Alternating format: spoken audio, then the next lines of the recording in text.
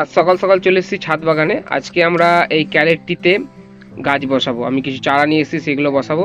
এবং ক্যারেটই কেন আমি পছন্দ করলাম আরও অন্যান্য জিনিস থেকে, সেই জিনিসটাও তোমাদেরকে বলবো। তো ফেসবুক পেজে দেখে থাকলে পেজটিকে ফলো করো, লাইক করো এবং শেয়ার করো। এবং ইউটিউব থেকে দেখে থাকলে আমাদের চ্যানেলটিকে সাবস্ক্রাইব করো, পাশে থাকা বেল আইকনটি ক্লিক করো। তো চলো শুরু করি। আমার হাতে যেই টেপটি দেখতে পাচ্ছ, এটা দিয়েই আমি ছেদগুলো বন্ধ করব, ফুটোগুলো বন্ধ করব ক্যারিতে। তো এই যে দেখতে পাচ্ছ এইখান থেকে এতটা আছে, তো আমি লম্বা করে দিয়ে দেবো, এই যে ছেদগুলো যাতে বন্ধ হয়ে যায়। তো ভালো করে মেরে দেবো। তো এবার এইভাবে টেপগুলো দিয়ে দেবো যাতে কোনো গ্যাপ জায়গা না থাকে, সুন্দরভাবে দেব। কারণ এটা গ্যাপ থাকতে গেলে বৃষ্টির জল হবে, তখন গলে মাটিটা ছাদে যাবে এবং ছাদের ক্ষতি হবে। তেমনি গাছেরও যে মাটিতে নিউট্রিশন দিতে হবে, মাটিতে যে খাবারগুলো আমরা দিই সেই খাবারগুলো বৃষ্টির জলের সাথে চলে যাবে। আর একটি কথা, মাটি কিভাবে তৈরি করবে তো আমি আই বাটনে লিঙ্ক দিয়ে দেবো, ওটা তোমরা ওখানে গিয়ে দেখে নিতে পারো। এইভাবে এটা লাগাবে। আমি তোমাকে দুই দিকটা লাগিয়ে দেখাচ্ছি, বাকিটা তোমরা নিজে নিজে দেখে নেবে, কারণ সম্পূর্ণ দেখাতে গেলে ভিডিওটা অনেকটাই বড় হয়ে যাবে। এবার আমি ভিডিওটা হালকা স্পিড করে দিচ্ছি, তাহলে ভিডিওটি লং হবে না।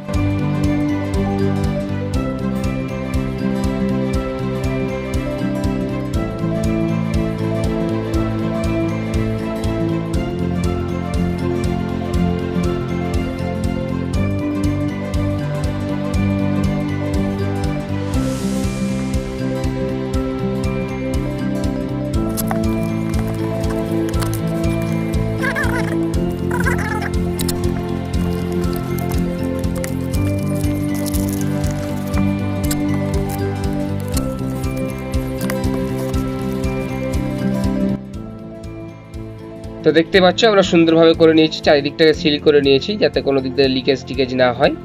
এবার আমরা নিচে একটা পলি ব্যাগ দিয়ে দেবো, কারণ এখানে অনেকগুলো টেপ মারার দরকার নাই। নিচে যেহেতু আমি একটা পলিথিন দিয়ে দিলাম যাতে জলগুলো লিকেজ না করে। এই যে তোমরা এখানে দেখতে পাচ্ছ ফুটোগুলো আছে, এই ফুটোগুলো আমরা বন্ধ করব না, এই ফুটোগুলো আমরা রেখে দেবো। এখান দিয়ে আমরা ড্রেনেজ সিস্টেম করে দেবো যাতে বেশি জল হলে যাতে এখান দিয়ে জলটা বেরিয়ে যায়। কারণ কোনো গাছের ক্ষেত্রেই বেশি জল গোড়ায় থাকলে ভালো না, গোড়া পচবে, নানা রকম সমস্যা হবে। তার জন্য আমরা এই ফোঁটাগুলোই এমন কিছু দেব যাতে জলটা জমে না থাকে। তো আমরা দেখতে পাচ্ছি আমরা এরকম নিয়ে নিয়েছি, এগুলো দিয়ে আমরা দেবো তাতে জলটা সহজে যেন বেরিয়ে যেতে পারে ড্রেনেজ হয়। তো প্রথমে আমরা এইভাবে দিয়ে দেবো, কোনায় সাটিয়ে দিয়ে দেবো, চার কোনাতে চারটা দিয়ে দেবো এবং এই সাইডেও আমি দিয়ে দেবো। আপনি যে কোনো জিনিস দিতে পারেন, আমার কাছে এগুলো ছিল তাই আমি এগুলো দিয়ে আপনাদেরকে দেখাচ্ছি। চার কোনাতে চারটে আমি দিয়ে দিলাম সুন্দরভাবে, যেন সাঁটিয়ে দিয়ে দেবো। এবং এর উপরে আমি লাল বালি দিয়ে দেবো যাতে জলটাকে অ্যাবজর্ব করে যেন ড্রেনটা হয়ে যায়। তো আমি ভালো করে লাল বালি দিয়ে দেবো, চার কোনাতে দিয়ে দিলাম। লাল বালিটা দিয়ে দেওয়ার কারণে কি, আপনার মাটিটা গলে যাবে না, আর বালি দিয়ে খুব অনায়াসেই জল পাস হয়। তাই এই যে অনায়াসে জলটা পাস হয়ে যাবে, ঠিক যেমন আমি দেখাচ্ছি এইভাবেই দেবে।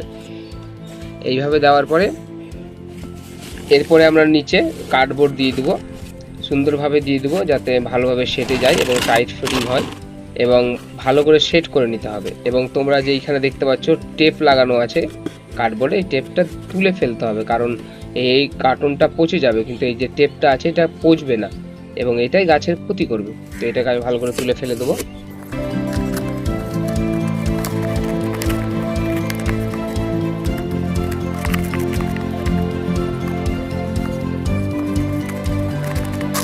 তো আমরা দেখতে পাচ্ছ সম্পূর্ণ রেডি হয়ে গেছে। এবার এর পরে আমি দেব আমার ছাগলের যেটা আছে সেটা আমি দিয়ে দিলাম। এটাও খুব ভালো সাহার, আমি ভিতরে দিয়ে তলে দিয়ে দেবো যাতে যতদিন গাছের জড়গুলো তলে যাবে ততদিন এটা পচে একটি ভালো সার হয়ে যাবে।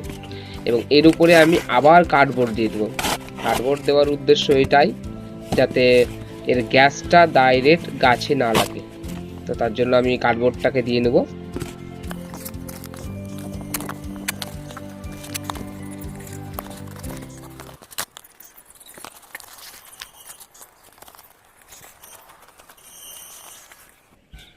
দেখতে পাচ্ছ আমি কোনো জায়গায় একটুকু ফাঁকা নাই, সব জায়গা সিল করে দিয়েছি। ভালো করে চেপে চেপে বসার পরে আমি মাটি দিয়ে দেবো। এই মাটি কিভাবে তৈরি করবে তো আমি এর আগে বলেছি, আই বাটনে আমি লিঙ্ক দিয়ে দেবো, আর ভিডিও শেষেও আমি ভিডিও দিয়ে দেবো, সেটা দেখে তোমরা মাটি তৈরি করতে পারো। এবার আমরা ভালোভাবে মাটিটি দিয়ে নেব।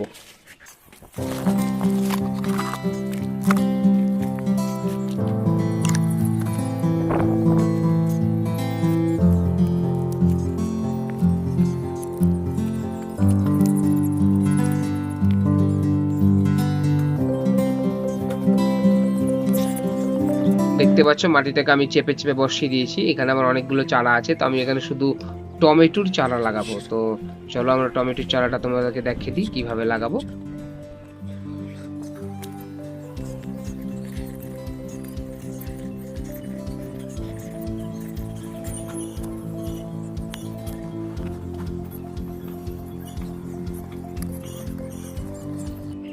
চারাগুলোকে যখন আমি এক জায়গা থেকে একটি চারা থেকে আরেকটি চারা আলাদা করব, তখন এই জড়গুলো খুব সাবধানে, যাতে শিকড়গুলো ছিঁড়ে না যায়, কারণ শিকড়গুলো ছিঁড়ে গেলে চারাটি মারা যাবে।